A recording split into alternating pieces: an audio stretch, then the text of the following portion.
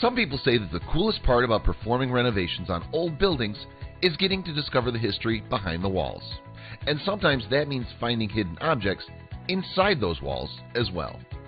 Construction workers at Emerson High School in Oklahoma were in the midst of a makeover project when they experienced just that, and they ended up making a fascinating discovery.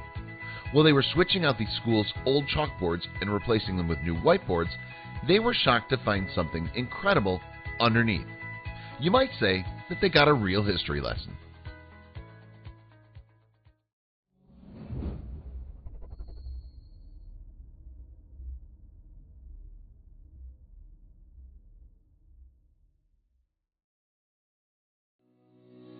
When construction workers at Emerson High School in Oklahoma began performing a massive renovation to the building, they were shocked by an incredible discovery.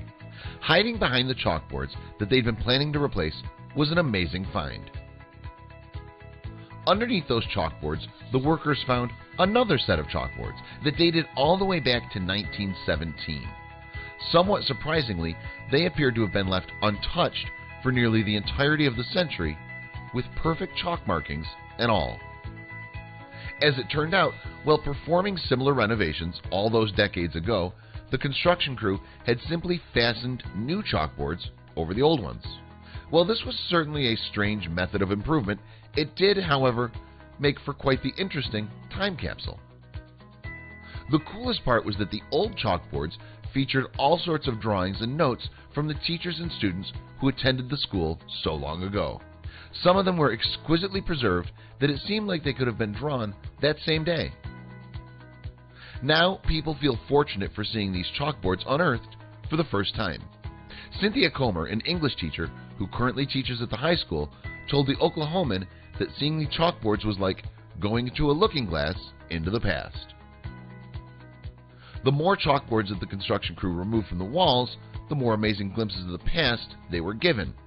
Underneath this one, for instance, there was even a perfectly preserved multiplication wheel that isn't commonly used anymore. Here's a photograph of a nicely written history lesson, which in turn has now become a history lesson in and of itself. This ability to see into the past is unlike anything the teachers at the high school have ever used to give a lesson. The material on pilgrims isn't so different from what is taught to children and teenagers in schools around the world today. It's interesting to think that they were teaching many of the same lessons to those students all those years ago. It's incredible to consider that back when these illustrations and lessons were being taught to those high schoolers, World War I was still going on, and to think that women also didn't even have the right to vote in elections.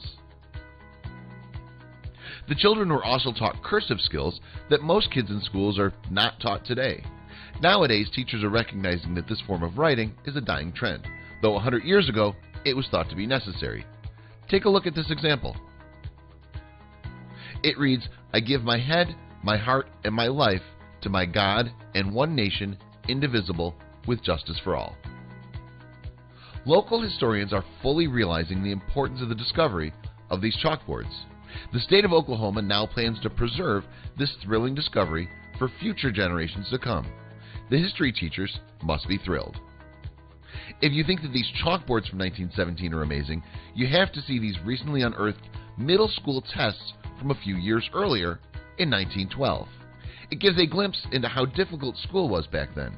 You might even be surprised at how little you remember yourself. You likely have a basic working knowledge of many things you learned while in grade school, though you probably forgot the most of the stuff you never used. This 8th grade test from a school in Kentucky in 1912 shows just how much those kids had to memorize. For example, look at this arithmetic portion of the examination.